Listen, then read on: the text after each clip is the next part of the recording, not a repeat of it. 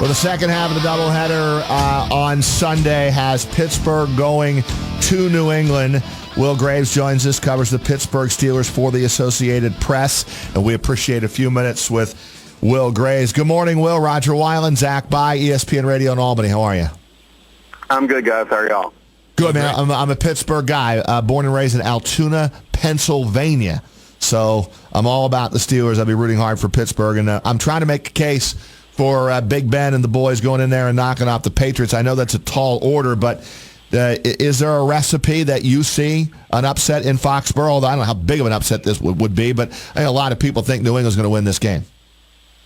Well, yeah, I mean, I think it's the recipe that you've seen most of the last 2 months from the Steelers. A whole lot of Le'Veon Bell, hold on to the ball and have the defense play good enough. I mean, this isn't a great defense. This isn't a Steel Curtain or a Blitzburg defense, but it's young. It's getting better.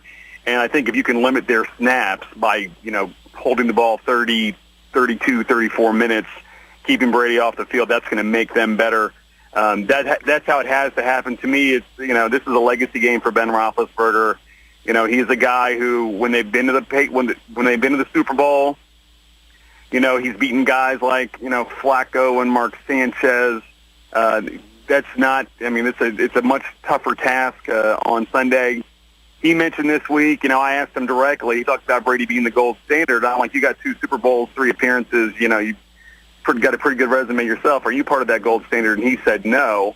Well, this is how you get there, by beating Brady in New England. As you look at the matchup, what is a phase of the game Steeler fans should be worrying about when it comes to playing the Patriots? I mean, we're going to talk the same that everybody has, and that Houston had a little bit of success with last week is in terms of getting pressure on Brady. He did not look great early in that game. Houston was able to get some pressure up the middle. That's something the Steelers really, really want to do, have to do. I think, the first time they played in October, a lot of those young guys didn't play. I'm talking about Javon Hargrave, their rookie nose tackle, Sean Davis, their safety, who's been dynamite here the last couple months, didn't play at all. Ryan Shazier, their great young linebacker, was coming off a knee injury. James Harrison was not in a every down situation like he is now. The defense does look better, but I just think that Patriots do such a good job of sort of diagnosing their problems and fixing them immediately so that they don't linger. I think it's going to be tough to get to Brady if they can get him to throw a pick, maybe 2. Which seems like asking a lot to ask Brady to throw multiple interceptions in consecutive weeks. I think they have a chance to win. Will, if the Steelers are going to pull this upset, I think it would be an upset. If you were going to boil it down to one thing, as in like a thesis statement, what would it be for Pittsburgh? Ben Roethlisberger has to be a Hall of Fame player. No interceptions. I know he's not throwing to the guys that we thought he'd be throwing to when the season started. Marcus Wheaton's been out all year. For most of the year, Martavis Bryant has been suspended the entire year. Sandy Coates has kind of fallen off a cliff since breaking his fingers in Week 5. So the fact that they're still productive without those guys, with the guys that are 6th-round picks, 7th-round picks, undrafted guys, is impressive. But he needs to be the best player on the field. To me, that's what the game's about on Sunday. Was the Antonio Brown Facebook post a headline all week in Pittsburgh? Unfortunately, I mean, it was.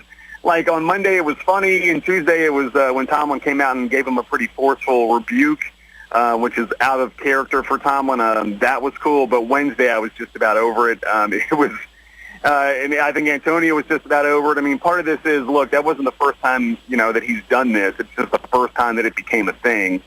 And part of this is, AB being AB. I mean, in some ways he is very much Rod Tidwell come to life. And, when he... when he's producing, it's fine. But there's also a time where did they really want to spend the first 3 days of this week talking about this? No, they wanted to talk about the Patriots, and this is what they had to do.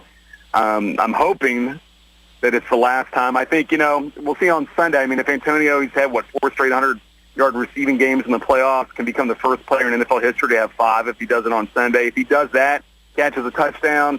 People are going to, remember that thing AB did after the Chiefs game? Wasn't that funny? If it's an OBJ against the Packers post-vote situation, I think we're going to be having another conversation entirely. Will Graves, great work as always. Enjoy your work in the Associated Press. See what happens. Pittsburgh Steelers in New England against the Patriots. Thanks for a few minutes on Big Board Sports in Albany. All right, thanks, guys, for having me.